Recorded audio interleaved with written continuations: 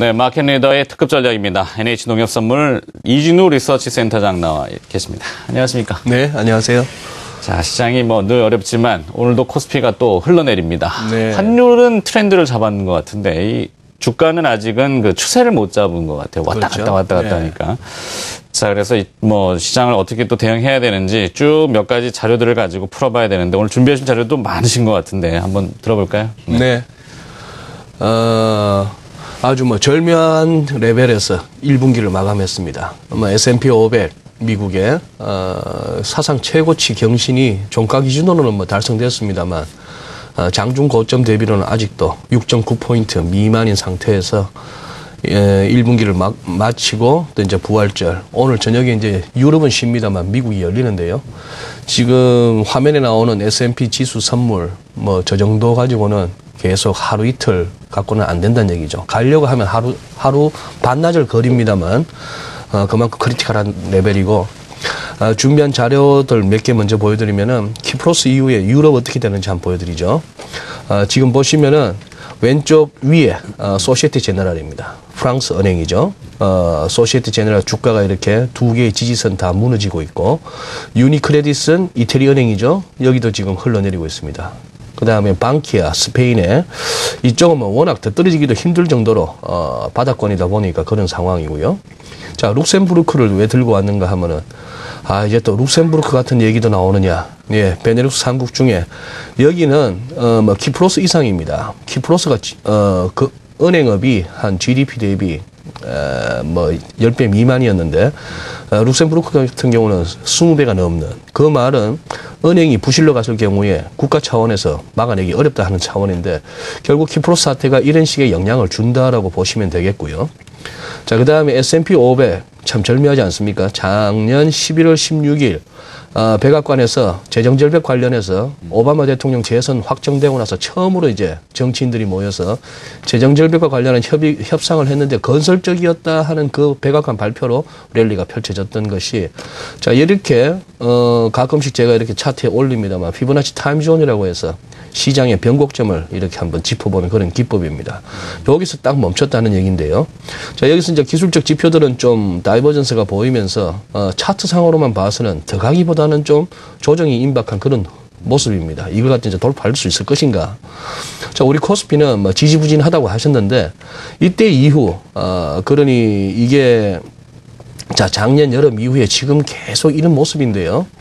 자, 추세 없는 장은 분명합니다. 그리고 지금 보시면은 거래량이 계속해서 줄어들고 있는 참 여의도에 근무하는 제2금융권 사람들로서는 참 가슴 아픈 얘기인데요.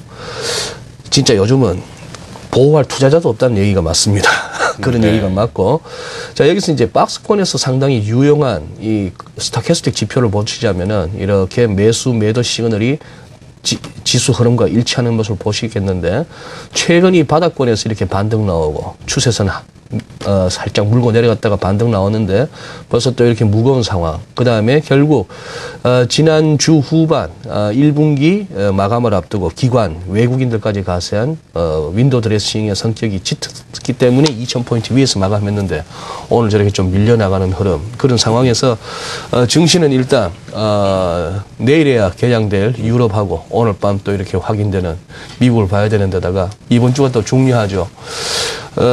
BOJ 이제 구루다 총재가 취임하고 처음으로 이렇게 이제 시라카와 체제가 아닌 구루다 체제 하에서 통화정책회의에서 그동안에 참 말로 많은 얘기를 했습니다만 실제 정책으로 레토릭이 아닌 어떤 조치로 추가 정책으로 대응할 수 있을 것인지가 지금 이제 94엔 어라운드에서 이렇게 위냐 아래냐 조심스럽게 방향을 탐색하고 있는 달러인 방향을 정할 것 같고요.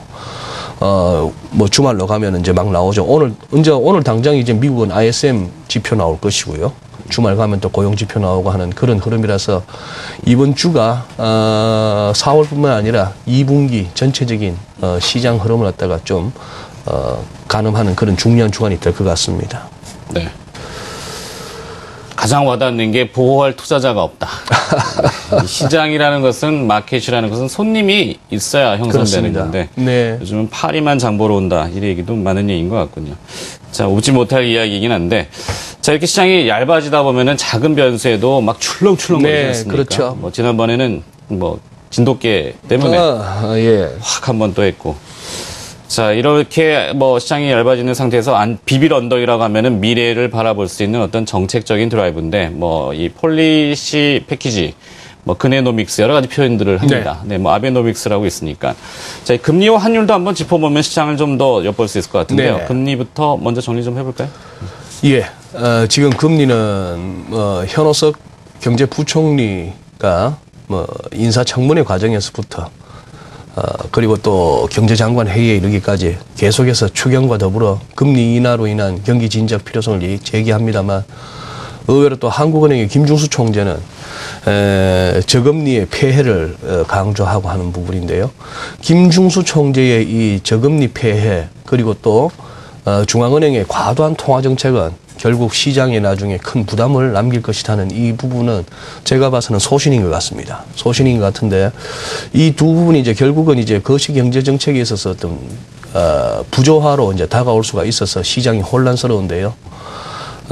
뭐 이 부분 한번 보실까요? 우리 국채 선물 시장의 차트가 참 재밌습니다. 차트가 재밌는데, 지난주 목요일하고 금요일 이 두 개의 짱대 양봉과 짱대 연봉입니다.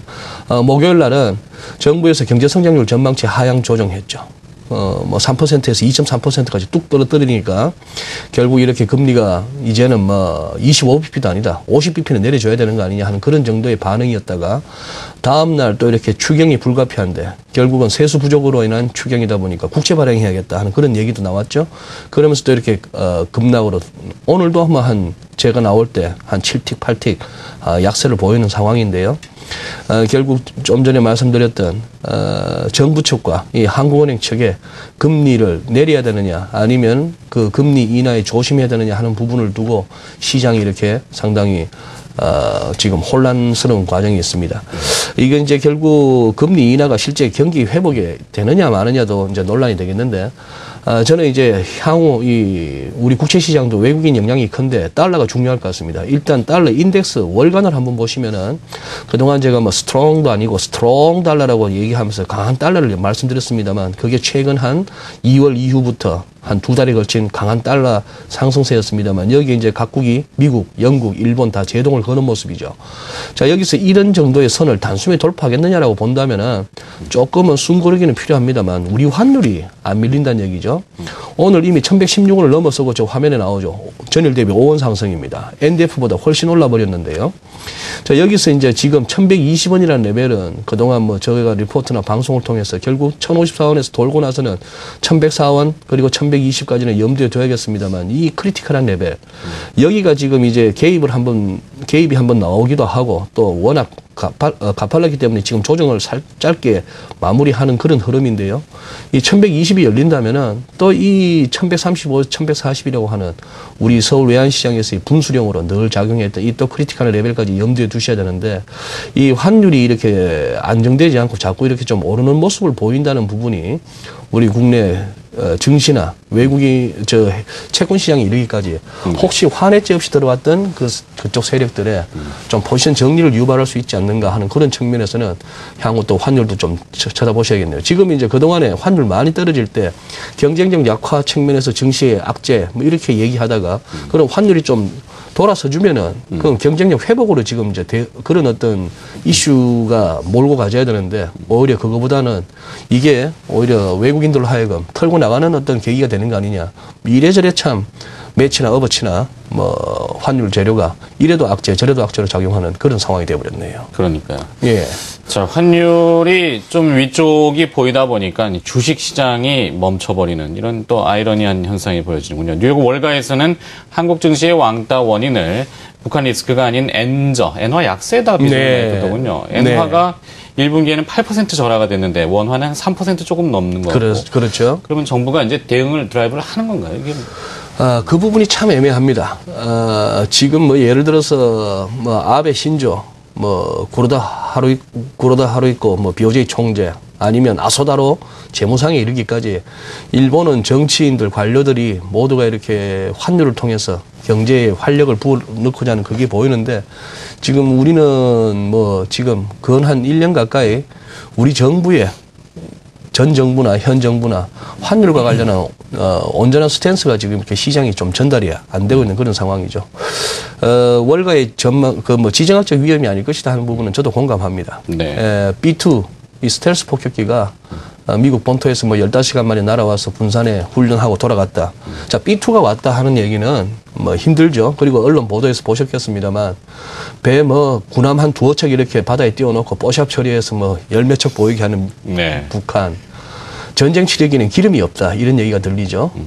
그런 얘기들 들리는 거 보면은 자기 내부 단속용으로 뭔가 그런 것이지. 개성공단에 여전히 출근하고 하는 거 봐서는 그런 부분은 아닌 것 같고, 그거는 우리 시장과 우리 국민들이 오히려 더 직감적으로 알아채린 것 같습니다. 성숙하시죠? 사재기 없잖아요. 그렇죠. 성숙하고 그런 상황이니까 그거보다는 어차피 우리 국내적인 지정학적 위험 이런 얘기는 이제 나올 때가 아닌 것 같고, 그거보다는 이제 해외 계속해서 봐줘야 될 것 같네요. 유럽은 또 이탈리아 얘기 또 시끄러워질 겁니다. 네. 예, 그것도 이렇게 감안하셔야 되네요.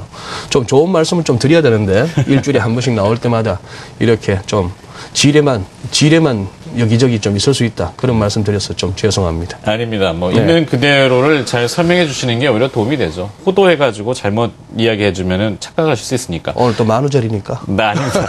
네, 환율이 일단 아직은 조금 올라가는 강세 쪽이기 때문에 사실 한국판 양적 완화를 조금 잘 해서 시장의 네. 메신저가 잘 전달이 되면은 환율이 오르더라도 시장이 그렇게 망가지지 않고 버티다가 환율이 조금 더 안정을 찾으면 주시장도 다시 제 갈 길을 갈 수 있는 이런 드라이브가 되지 않을까요? 예, 어떤 정책이든 간에 좀 이렇게 시장이 본질을 떠나서 좀 이거는 달달한 음식이다라고 느낄 수 있는 그런 좀 이 포장도 좀 필요한 것 같습니다. 알겠습니다. 네.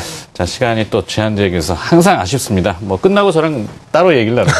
네. 네. 자, 마켓리더의 특급 전략 NH농협선물의 이진우 리서치 센터장이 수고를 해주셨습니다. 오늘 고맙습니다. 예, 감사합니다.